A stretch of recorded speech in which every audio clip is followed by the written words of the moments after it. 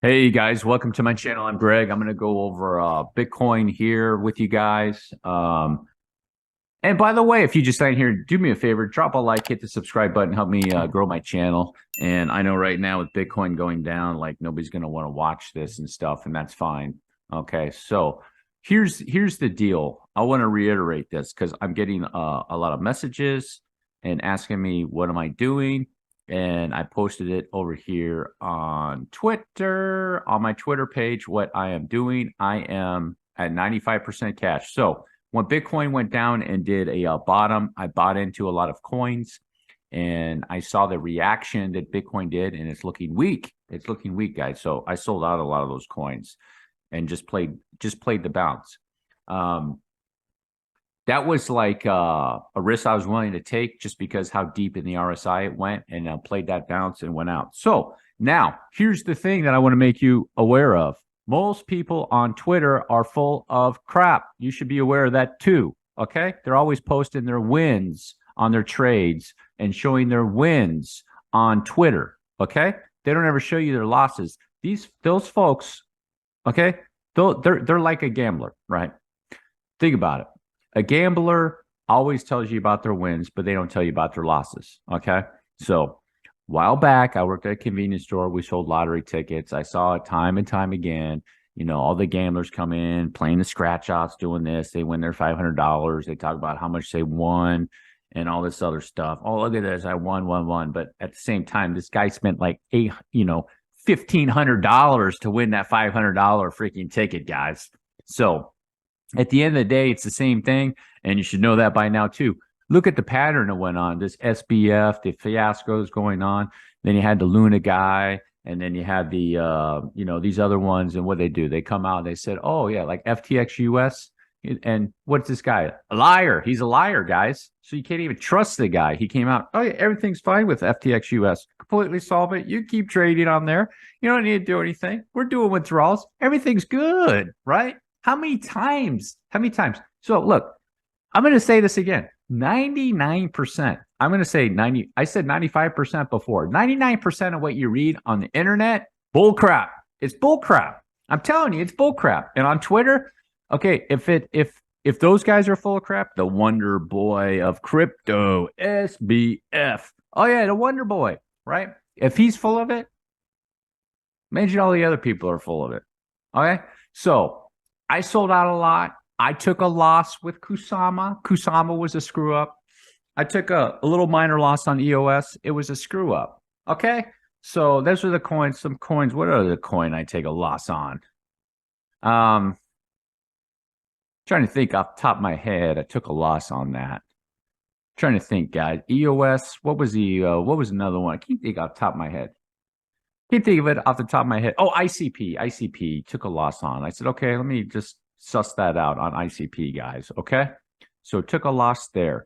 And you shouldn't be other thing too, I want to let you guys know is that the amount that you go in. So if you're buying these little altcoins, a good strategy should be like 1% to 2% of all your holdings of what you should be getting in with the coin. Okay. So if you have $100,000 and you're going to get into a coin, you should be just using 1%. So $1,000 right there. And if it goes bullish, you can layer in. Say you're doing a long trade, and you layer in, and you might go up to 2%, maybe even 3% or something like that. And then you start getting out, taking your profits, and then you do with some other ones, and then it might be a loss. You might get stopped out. You might get take a loss on it. That's how it is. You're trying to make sure you get more wins than you get more losses. Okay. So I had the Bitcoin that I bought. I'm not getting rid of that. And I have some Ethereum that I bought, and I'm not getting rid of that. And I have a couple. What do I have left? I still have a little bit of Metis left. Willing to ride that. So as long as they keep that structure, I'm good with it. As long as Metis keeps its bullish structure, guys. Okay. So what I mean is that if you go here to Metis, let me show you guys Metis real quick. Okay. So with Metis, it's at 19.5. You can see that this went up in a wave and back in 3. As long as it maintains that low, that 14, it's good, guys. Okay. In my opinion. So that's how I look at that. And so here with Bitcoin, I will go over Bitcoin with you guys.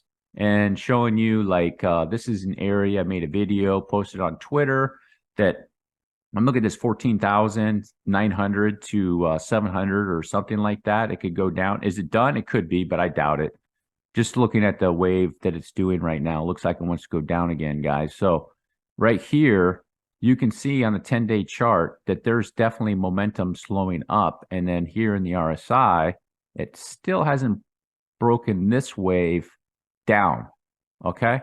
So as long as it keeps that on the 10-day and it gets down there, it maintains that bullishness. This is still going to be a pretty bullish signal.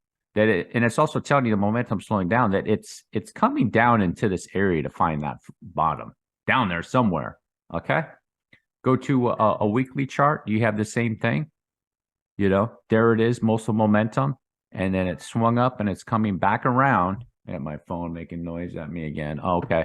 It's coming back around and it's swinging down, giving you that momentum, that slowing of momentum, making that bullish divergence, guys. So what does that mean? That means that Bitcoin is coming in to find a bottom somewhere down there, guys.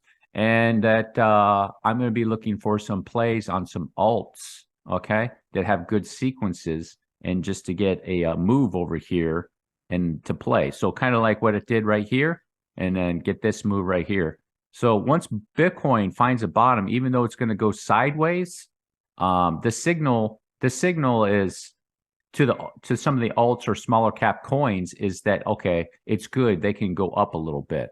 So if that makes sense to you, their signal will be, okay, everything's like, I don't want to say it's bullish again, but some of the coins, let me use an example like Chiliz. Okay, here's Chiliz. I used an example of this coin right here. So Chiliz went up. Let me go into a daily chart. I'll show you guys. Chiliz went up into a wave like this, right? And then it's over here making a correction, okay? And then could it be done there? It could.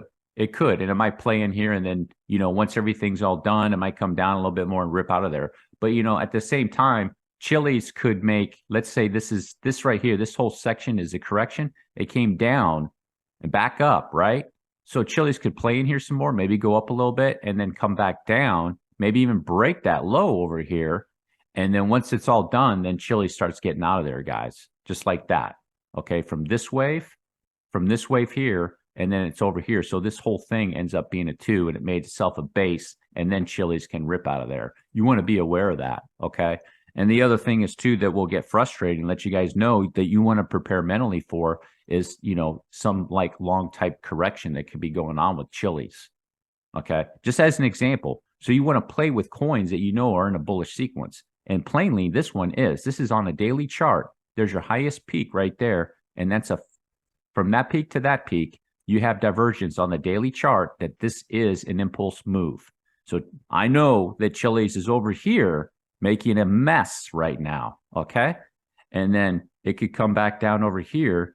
But I also know too, at some point in the future, if Chiliz went up in this wave, it's making this mess over here, might go back up. Sorry about that, guys. Let me check. Chiliz is over here. It might go back up, back down, back up. And then over here, it's like in this section, and then it could start ripping again. Okay. It could start ripping, and it could be going into a third wave. I have to realize that too. Chiliz could be going, look at this overall picture on Chiliz. Chiliz could be going into a third wave. You see? Let me put that on there. You see, it's over here playing around, and then it could rip into a third wave. So you want to be aware of something like that too, guys, because on this move, just as an example, let's say you got here at the base and you went up onto that move, 150, 160% right there on that move. And then this move over here could be even more. It could be even more over here. Okay. So that's what I'm going to be doing. I'm not going to be concentrating on Bitcoin, because once Bitcoin gets down there to the bottom, it's such a big asset. And it's the biggest crypto. It's the safest too. I would say that's the safest. You have less losses with Bitcoin. But, if you want to make your 150 or 160%, your 250% in the next little move, then you're going to have to, you have to go look elsewhere on the Chiliz and stuff like that. Contrary to what all the YouTubers say, I don't play with those altcoins. If the altcoins have a decent setup like Chiliz, I'm just going over that one as an example. You have a better chance at going into, making it there than you do with Bitcoin. So like the other thing is too, a lot of people are probably going to fall into the trap of putting, like, let's say Solana, lose Solana, right? Solana is going to go down to, let's say it goes down to $5, right? And they're going to think, oh, this is the deal of the century, because it could go back up to 100. And it very well could. It very well could. Don't get me wrong. The chain is still good. I don't know what's going to happen with it. There's no telling what's going to be going on with it, but there'll be some people who will fall into the trap thinking, oh, Solana's down to $5. It could go up to 50 and there's your 10X, right? And it very well could do that. Okay. However, the Chiliz is the safer bet. It just is, guys, because it's in a bullish sequence. Solana's not. It's still like it's 50-50. It goes up or down. You see? So that's what you want to do and protect your money and go with the better deals is what it is. You're going shopping with the better deals, right? So Chiliz, one like that. What's another one? I mean, energy web token, guys. When it comes down to it, I would rather have, okay, let's say Solana goes to $5 and it does do the 50, it goes to $50 and you get a 10X. Hey, and I was wrong. But what if it doesn't? What if Solana just hangs out there at $5 for the next 6 months, or it hangs out at $5 to $15 for the next 6 months, as an example, right? While in the meantime, you got this coin over here, okay? This coin, energy web token. I don't even know what this coin does. I have no idea what this coin does, guys. So it's this second wave over here, and then it starts ripping over in this wave over here, okay? Like that. You're not going to get a 10X. It's not going to be at $30, but you're looking at doubling your money, guys. So once Bitcoin finds the bottom on this coin right here, just to show you as an example, guys. All right. So that's why I'd be checking out with some of those coins like that. So Chiliz, energy web token, injective protocol are, decent setups, even Lido DAO. I'd rather be in Lido DAO, guys, looking at Lido than I would right now in a Solana. Okay. Solana is too much risk right now. Okay. It's just way too much risk. I'm not telling you, I know some of you are going to see it at $5. If perhaps it gets down to $5, you're going to go over there and buy it. And believe me, I'll probably pick up a little bit too. I'll be like, you know what? Pretty good chain. So I might just grab a little bit of it just to, risk it for the biscuit, right? So that's what I do. UFO gaming. And I like UFO gaming. It's coming down. Do you see this wave? And it's coming down to do in this area. It's probably going to end up right there, guys. I'm thinking now with UFO gaming, it went beyond my target. Like I said, I decided to grab a little bit in this area for UFO gaming, and I'm willing to go ahead and just kind of slightly, ever so slightly and gently kind of go into that. And I'm thinking it could land right on top of there. That's what I'm going to be looking for with UFO gaming right there, that area, okay, for UFO gaming. But this is a massive run right here, guys. You take a look at UFO gaming over here. Okay. This move right here, it went up into a wave and it's correcting this wave over here. It's correcting this wave now. So UFO gaming is going to have another wave over here of this nature. Okay. That's why I'm taking this one right here. This setup, this is a nice setup. It whizzed up there. And you can see, let me go to a 12-hour chart, make sure I got divergence on this thing. You can see there's divergence on this move. Let me clean this up a little bit for you guys. Okay. That was a bullish move. Look how high that went in RSI, all the way up to 87. So it's a nice wave 1, 2. And then you see here's a peak. And then it had a fifth wave blow off. That's why that went so high. It actually took it out right there. So you're 1, 2, 3, 4, and then a fifth wave blow off. And then come over here, it could do the same. It could do something similar over there. So I think that's worth it. This right here would be a better deal than Solana, guys, in my opinion. This will be a better deal than Solana. Nobody talking about it to say, oh, you're crazy, man. No way. If you made it all the way to the end of my video, do me a huge favor. Drop a like. Hit the subscribe button. Peace.